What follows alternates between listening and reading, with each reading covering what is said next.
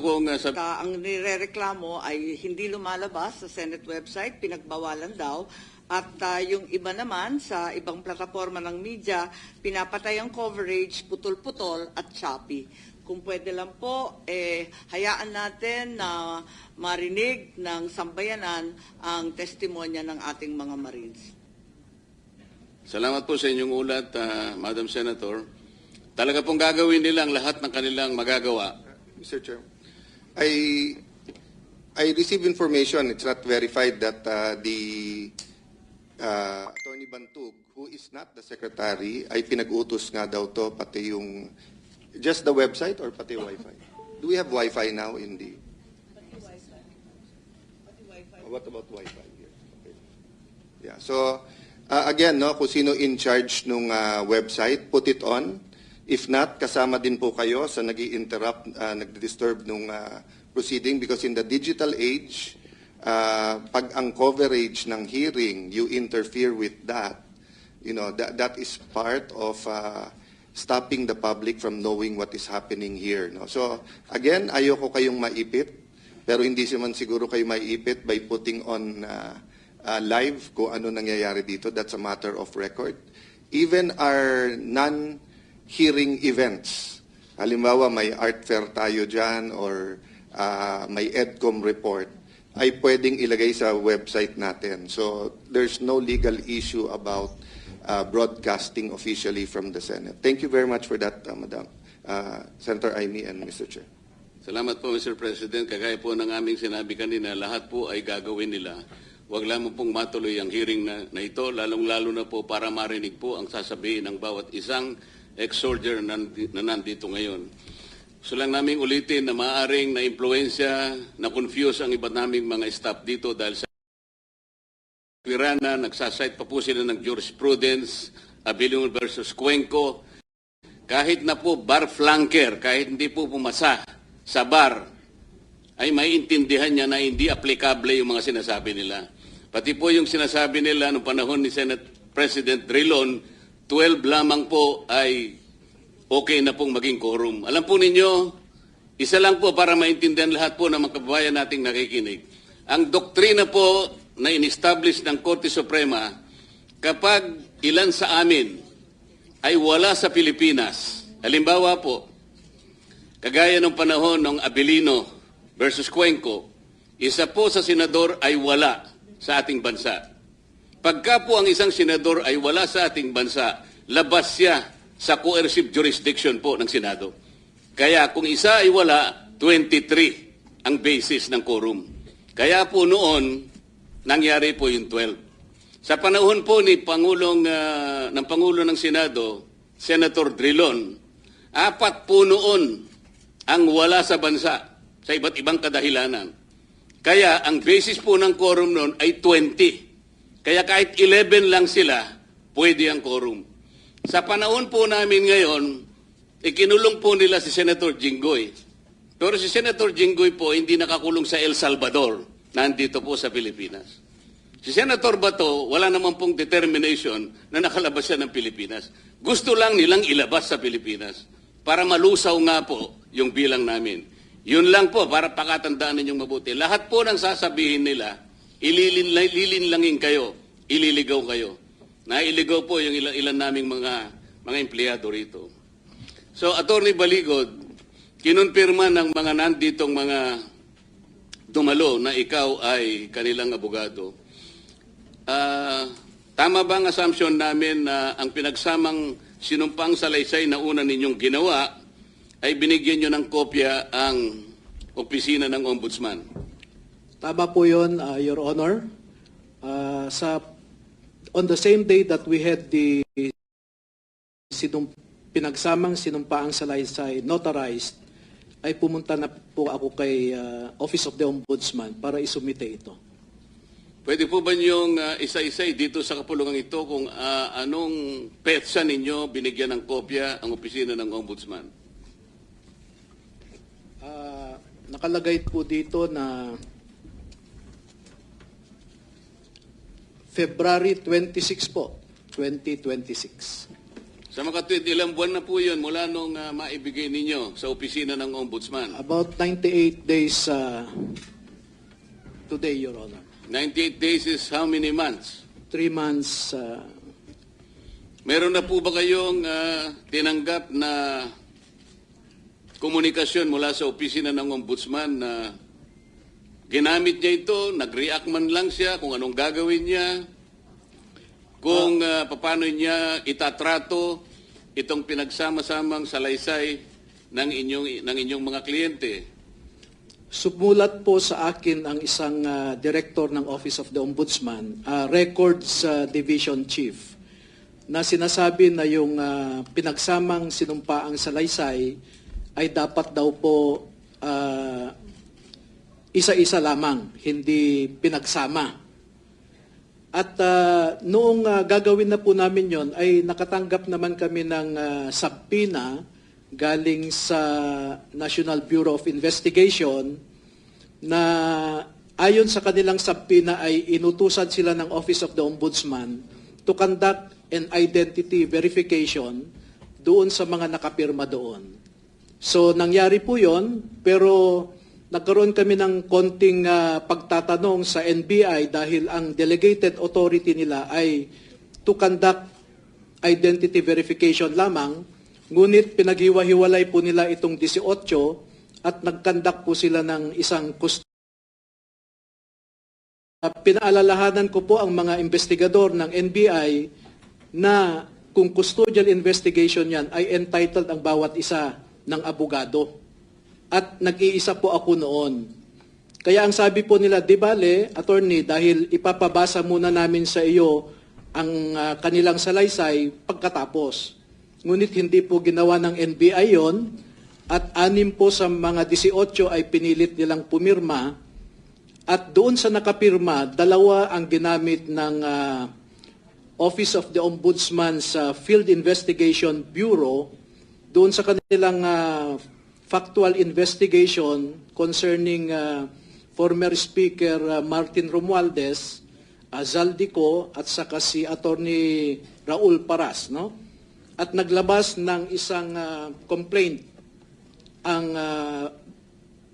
opisina na yon ng Ombudsman laban doon sa nabanggit kong 3 at ginamit po nila yung salaysay na naibigay sa NBI, yung salaysay ni Ginoong Esquivel at saka ni Ginoong Navidad po.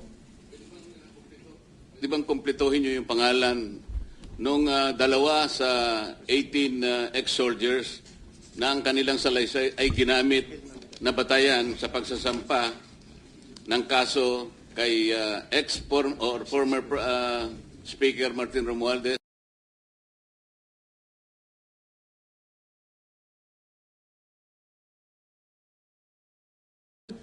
TS at sa Mr. Chairman. Yes, Mr. President. No, just as a lawyer, kumpanyero, and you as a practicing lawyer, no? Hindi ba mali yung procedure ganon? Kasi ang alam ko sa custodial investigation, the person under investigation has the right to choose his lawyer. At kailangan all throughout the custodial investigation, present yung lawyer niya. Hindi pwedeng sabihin ng piskal, ng police, ng NBI o kung sino man, papakita muna namin sa iyo. You're there to advise them all throughout that procedure. Tama po ba ako? Tama po yun, Senate President. Yun po ang sinabi ko. I cautioned the NBI investigators about that. And inadmit nila na alam din po nila yon dahil abogado rin sila. Kaya ako naman, para hindi nila masabing obstructionist po ako, ay pinayagan ko po silang interviewin isa-isa na walang kasamang abogado, but with the condition na pag natapos nila, bago pumirma yung interviewee, ay basahin ko po muna at kasama ako sa pipirma. Ay hindi po yun sinunod ng ilan sa mga NBI investigators. So I'll ask the follow-up questions later on so that we can go fast. Thank you, Mr. Chair. Pero Atty. Baligod, nung ibigay mo itong kopya sa kanila ng pinagsamang sinumpang salaysay, wala naman silang sinabi sa iyo na yung pinagsamang salaysay na yon sa kanyang kabuuan Wala naman po silang sinabi as to the value of the affidavit. Kanya lang gusto when more than one witnesses no Ano po kayo? Ako po'y nandito bilang Senate President pro tempore at membro ng 24 men and women na Senado at ayon po nga sa sinabi ni Senator Pia Cayetano, so nandito po tayo sa ating pandinig. Kasi may nagtatanong kung nasaan. So hindi nga AI, buhay na buhay, sa awa po ng Diyos at hindi nag-resign at simple lang po kung merong 13 na boto na makakapagbigay at iba po ang iboboto, I would be more than willing to yield my position. Been there, done that. Just like 2022, Senate President Mig Subiri, I was pro tempore and we were ousted by Senate President Chis Escudero and Senate pro tempore Jinggoy Estrada. I more than willingly gave my seat. So just to make it clear, never po tayo nagkakapit ko sa anumang posisyon, pero nandito po ako para ipakita na nandito po tayo at hindi pa po tayo nagre-resign sa ating posisyon. At yan naman ay ayon sa Rule 2, Section 2 ng Senado. Salamat po. Patuloy po ang inyong hearing. Ako po'y makikinig sa ating mga bayani na nandito po ngayon. Salamat. Salamat po, Madam Senator. Attorney Baligod, pakikita ko sa iyo yung kopyang ibinigay sa akin at sabihin mo sa pagdig nito kung itong dokumentong ibinigay sa akin ay kapareho rin nung isinabit mo sa opisina ng Ombudsman. Pakibigay.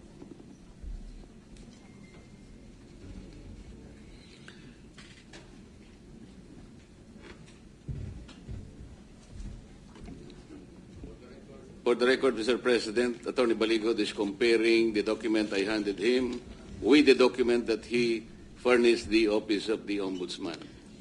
Mr. Chair, before I respond to your request, let me make a statement that salamat po sa tanong nyo na ito dahil alam ko po na may umiikot noon sa social media na claiming na yun yung affidavit ng 18 na mga dating sundalo.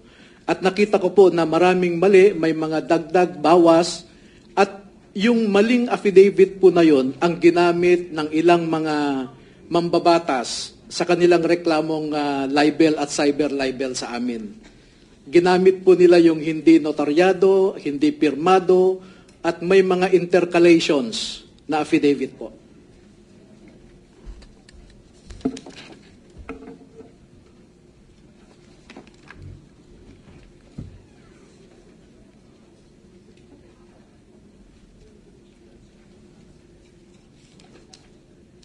Well, Attorney Baligod, Mr. President and colleagues, is comparing the document. Let me acknowledge the presence of Attorney Rui Rondain, who voluntarily presented himself before this committee. We might be able to ask him questions later.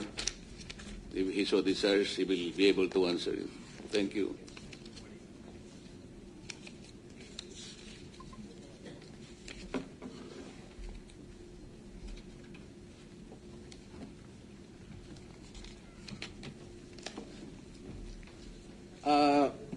Mr. Chair,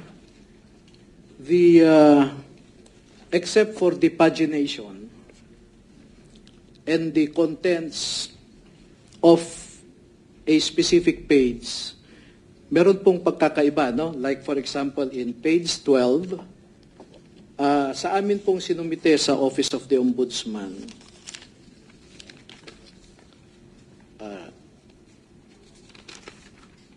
page... Sorry, sir.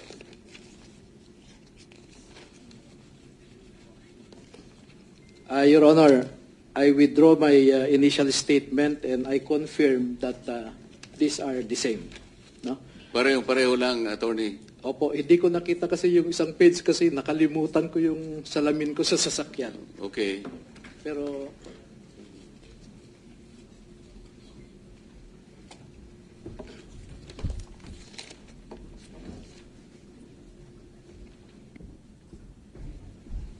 Thank you for confirming the copy that I received is similar with the one that you submitted to the Office of the Ombudsman. Kasi po dahil wala pa naman kaming hawak na mga individual na maaring ipagawa namin sa inyo, Attorney?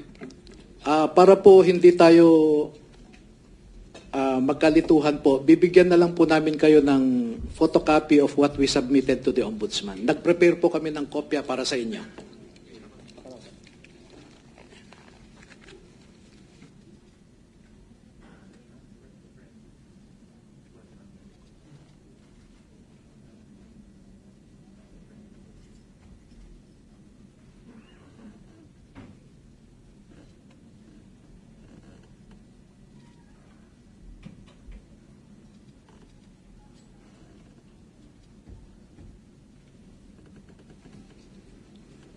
For the record again, Attorney Baligod gave the chairman as well as my colleagues in this committee a copy of the pinagsamang sinumpaang salaysay of the 18 ex-soldiers, the same copy that was submitted to the Office of the Ombudsman sometime in February 2026.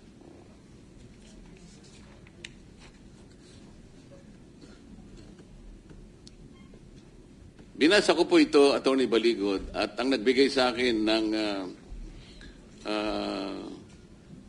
malaking atensyon ay yung napakaraming deliveries ng mga maleta na nakalitrato pa dito sa inyong sinumpang salaysay. Initially, pwede ko bang malaman sa pamagitan ng pagtataas ng kamay ng mga nanditong mga ex-soldiers, sino-sino po sa inyo ang nakapag-deliver o nag-deliver ng mga mali-maletang salapi sa mga bahay o lugar na sinasabi nyo na pag-aari ni former Speaker Martin Romualdez? Pakitaas lang po ang kamay. For the record, Mr. President, halos lahat po ay personal na nakakaalam na silang lahat ay nag-deliver ng mali-malitang pera sa bahay o sa mga lugar na pag-aari ni former Speaker Martin Romualdez. Salamat po. Mr. Chairman. Yes. Sorry to interrupt. Marami pong media sa labas ayaw papasukin. Makiusap ulit ako sa staff kung hindi ako mismong bababa. Sa pagkaalam ko, may freedom of the press pa naman at hindi nyo naman pipigilan. Nandito lahat ng ating mga kapatid sa media, nandito lahat ng camera. So, pagbigyan natin lahat ng stasyon at lahat ng outlets. May pakisabi, tingnan nyo kung sa gate daw, pinakita sa akin picture, ayaw papasukin. Nag-issue kasi po si Senator Win Gatchalian ng 10 o'clock, uwian na. Sabi nila gusto nila magtrabaho, pero 10 o'clock gusto nila uwian na.